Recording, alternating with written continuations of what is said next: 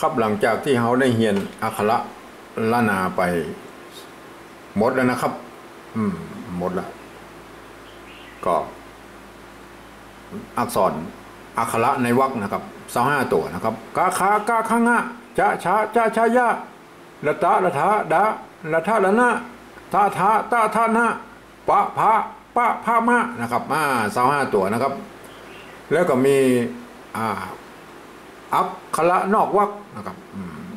แถม8ตัวนะครับยะละวะสหละอังนะครับมี8ตัวนะครับแล้วก็มีอักษรที่สร้างขึ้นมาใหม่เพิ่มเติมนะครับแถม12ตัวนะครับคะนะครับคะสะปะพะฟะนะครับฟะนะครับยะนะครับยะตัวลือนะครับตัวสะสบสะสอคอนะครับตัวหะนะครับอันนี้คืออักษรที่สร้างขึ้นมาเพิ่มเติมนะครับแถม12ตัวนะครับแล้วก็มีอักษรที่เอามาประกอบไอตัวที่มันบ่มีเป็นอักษรสูงนะครับมันบ่มีนะครับมันก็มีตัวก็สร้างขึ้นมาประกบกู้เป็นตัวงะตัวนะนะครับตัวมะตัวญะตัวละตัววะนะครับแต่6ตัวนะครับทั้งหมดก็มีอยู่51ตัวนะครับทั้งหมดเลยนะรวมหมดเลยนะครับรวมทุกอย่างเลยนะครับทีนี้เราจะมาจัดอักษรกลางอักษรสูงอักษรต่ำนะครับเปิดหน้า13เลยนะครับคนที่มีหนังสือภาษาไทยเขียนกับเมืองเนี่ยนะครับเปิดหน้า13นะครับคนแบบมีก็ใจวิดีโอนี่แหละครับเป็นลักนะครับก้อยๆเก็บไปนะครับเขามาอู้ถึงอักษรกลางก่อนนะครับอักษรกลางก็มีอยู่4ตัวนะครับในภาษาละนานะครับตัวดะนะครับตัวดะนะครับตัวนี้ก็อ่านว่าดะเห็นไหมออกเสียงจัตวานะครับเป็นอักษรกลางนะครับตัวดะนะครับตัวต่อไปแล้วครับตัวบะนะครับตัวบะนี่มันก็ใจร่วมกับปะป้อมนะครับปะป้อมแต่เมื่อใจเป็นเขียนเป็นภาษาทั่วไปมันเป็นตัวบะตัวบอนะครับตัวบะนะครับตัวนี้ก็เอาอ่านว่าบะนะครับเห็นไหมถ้าบางคำที่เป็นภาษาพื้นบ้านทั่วไปก็เป็นตัวบะนะครับเสียงออกจัตวานะครับเห็นไหมตัวนี้ก็ใจบอใบไม้นะครับเขียนปรับเทียบในการปริวัตินะครับบะเห็นไหมแล้วก็ตัวต่อไปแล้วครับตัวอังนะครับตัวอะนะครับตัวอะก็ออกเสียงจัตวาเหมือนกันนะครับนะครับเห็นไหมครับสังเกตนะครับเป็นเสียงจัตวานะครับแต่เป็นจัดไว้ให้เป็นอักษรกลางนะครับตัวนี้ก็ใจออ่างนะครับในการปรับเทียบนะครับตัวสุดท้ายของอักษรกลาง4ตัวคือตัวอยนะครับตัวยะนะครับเห็นไหมฮะตัวยะนะครับอ่านออกเสียงยอยักษ์ไทยนะครับนี่เห็นไหมครับยะนะครับบัจจิยะนะครับยะมันเห็นตัวนะครับยะคือตัวนี้นะครับเห็นไหมเอาตัวหะมาก้มกับตัวญะนะครับกลายเป็นตัวญะเห็นไหมครับตัวญะนี่เป็นอักษรสูงนะครับตัวยะนี่เป็นอักษรกลางนะครับถ้าจะเปรียบเทียบแล้วก็จำไว้ให้ดีนะครับเวลาใจมันใจให้ถูกนะครับตัวนี้อ่านว่ายะนะครับอ่านว่ายะเห็นไหมยะนะครับใจอยเขียนนะทำไมบ่เขียนอย่างอี้แล้วครับอันนี้มันก็ถ้าเขียนอี้มันก็จะเป็นตัวญะตัวนั้นแหละครับมันก็จะเป็นตัวนี้ครับเห็นไหมครับเวลาเขาเขียนปริวัติภาษาแล้วถ้าเขาเขียนอี้มันก็จะตีกันซับซ้อนนะครับตัวญะเห็นไหมเพราะนั้นก็ตัวยะขอเขียนอย่างอี้นะครับใครจะเขียนแบบใดก็บอกเป็นอย่างนะครับ อันนี้ตัวยะนะครับอ่านว่ายะนะครับใจตัวอยนะครับในการปรับเทียบในการปริวัติภาษานะครับเห็นไหมฮะ4ตัวนะครับในภาษาละนาจะมีอักษรกลางอยู่4ตัวนะครับตัวดะตัวบะตัวอะตัวยะนะครับยะนะครับยะออกเสียงไทยนะครับทีนี้เรามาดูอักษรสูงกู้อักษรสูงอักษรต่ำนะผมเคยได้เกริ่นไปทุกครั้งนะครับตอนที่อธิบายนะครับได้ยินว่ากู้แรกเลยนะครับ ได้ยินว่ากะนะครับเสียงจัตวาเนี่ยอักษรสูงนะครับได้ยินว่ากะเสียงตีนะครับอักษรต่ำเห็นไหมครับกู้ของเปิ้ลนะกะกับกะนะครับตัวต่อไปแล้วครับ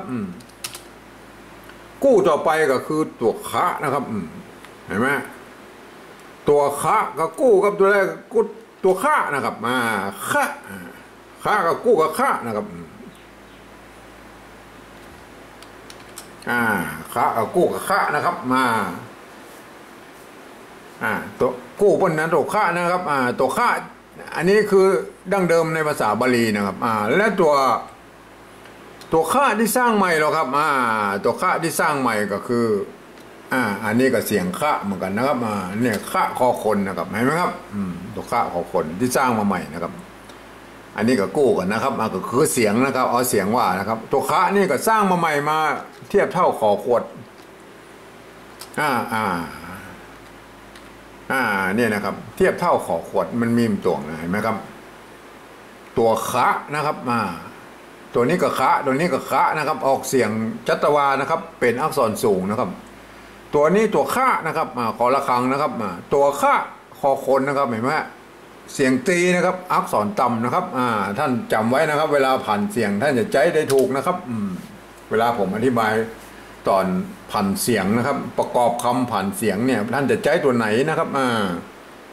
บางทีมันจะสับสนนะครับต่อไปนะครับตัวจะนะครับกู้กับตัวจะนะครับจะนะครับเสียงจัตวานะครับเสียงสูงอักษรสูงนะครับกู้กับตัวไหนครับกู้กับตัวจะนะครับเนี่ยตัวจะเห็นไหมครับจะกู้กับจะมันเสียงตีนะครับเสียงตีกับอักษรต่ำเห็นไหมจะอักษรสูงเห็นไหมครับต่อไปนะครับตัวละตะนะครับละตะตัวนี้มันก็ใจมันก็มีตัวนะคือตัวตะนะครับมันก็อันเดียวกันนะครับมันออกเสียงตะเหมือนกันนะครับก็คือตะละตะเนี่ยนะครับตะละตะเนี่ยนะครับมันกู้กับตัวไหนนะครับกู้กับตัวตะนะครับเห็นไหมครับกู้กับตัวตะเห็นไหมครับตะกับกู้กับตัวตะนะก็เลยพ่วงตัวละตะนี่เข้าไปเป็นตัวนะครับก็คือเสียงเดียวกันนะครับก็กลายไปเป็นกู้นี้นะครับต่อไปนะครับตัวทะตัวละทะนะครับตัวละทะตัวละทะนะครับตัวละทะนะครับตัวละทะก็กู้กับตัวไหนนะครับตัวละทะกับกู้ตัวละทะนะครับเห็นไหมตัวละทะกับกู้กับตัวละทะนะครับเห็นไหมครับตัวละทะนี่มันอาจจะเขียนได้2แบบนะครับก็คือเอาตัวละทะนี่นะครับแล้วก็ตัวละทะนี่นะมาใส่เป็นหางอย่างนี้นะครับก็แล้วสุดแล้วแต่นะครับจะเขียนแบบใดนะครับกู้กับตัวละทะนะครับทีนี้ก็ตัวกู้ต่อไปนะครับกู้ต่อไปนะครับกู้ต่อไปก็คือตัวทะนะครับตัวทะนะครับตัวทะก็กู้กับตัวไหนนะครับตัวทะก็กู้กับตัวทะนะครับตัวทะนะครับเห็นไหมครับ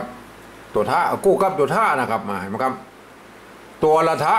กู้กับตัวละทะเห็นไหมครับตัวทะกู้กับตัวทะนะครับอันนี้กัวตัวละตะนี่มันมีตัวละตะนะครับละตะมันมีนะครับมันก็ต้องเอาผสมกับตัวนี้นะครับก็ตัวตะเนี่ยครับคือตัวตะนะครับต่อไปนะครับต่อไปก็คือปะนะครับ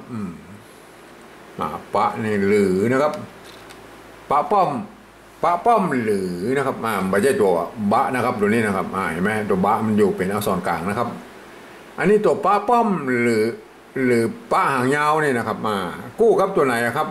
กู้กับตัวปะนะครับตัวปะเห็นไหมครับตัวปะก็ตัวนี้นะครับเห็นไหมครับตัวปะเห็นไหมเวลาผ่านเสียงนี่โอ้โหมันจะสับสนกันนะครับตัวปะกับตัวปะตัวตากับตัวตาอย่างนี้ตัวจ้ากับตัวจ้าอย่างนี้มันมักจะกู้ที่จะสับสนบ่อยนะครับเพราะนั้นก็จำไว้ดีนะครับตัวอื่นก็คงผมไม่ค่อยมีปัญหาเท่าใดนะครับตัวพระนะครับกู้ต่อไปนะครับ ตัวพระกู้กับตัวไหนนะครับตัวพระก็กู้กับตัวพระนะครับเห็นไหมเห็นไหมตัวพระนี่มันอักษรเสียงจัตวานะครับอักษรสูงนะครับตัวพระเสียงตรีอักษรต่ำนะครับ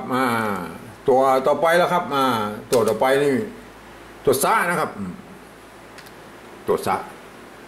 ะกู้กับตัวไหนครับตัวซะกับกู้กับตัวซะนะครับเห็นไหมตัวนี้สร้างขึ้นมาใหม่นะครับสร้างขึ้นมาภายหลังเพื่อเอาไปเขียนกรรมภาษาเจ้าบ้านนะครับเพื่อมันได้ครบสมบูรณ์นะครับตัวซะนะครับตัวซะนะครับตัวซะนี่ก็เขียนเพิ่มมา2ตัวนะครับก็คือซะสบซะสคนะก็คืออันเดียวกันนะครับแต่ดังเดิมบาลีมันมีตัวซะตัวนี้ตัวเดียวนะครับซะสบนะครับซะสคนะครับเห็นไหมครับ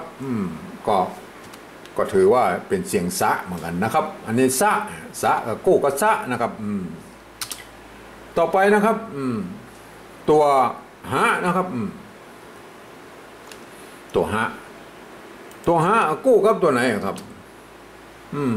ตัวฮะกับกู้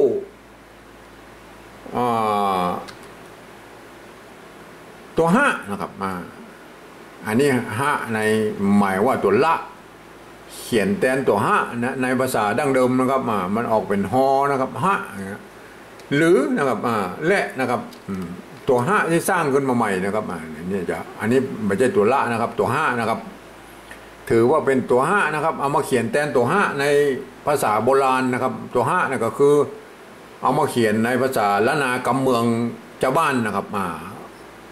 ออกเสียงฮอเนี่ยนะครับก็จะใจตัวละนี่เขียนแทนนะครับถ้าเป็นตัวฮะตัวหลังนี่สร้างขึ้นมาใหม่จะเอาไว้เขียนภาษาภาษาไทยภาษาต่างประเทศภาษาจีนภาษาฝรั่งภาษาอย่างนั้นก็เอาไปเขียนทางโน้นนะครับโปรเข้าใจไว้ด้วยนะครับต่อไปนะครับก็คือตัวที่นี่มันมีตัวป้นห้องว่าตัวผสมมันลูกผสมก็คือตัวงะเห็นไหมมันมีกู้นะครับงะเสียงตีนะครับอักษรต่ำนะครับงะนะมะญะนะครับญะละ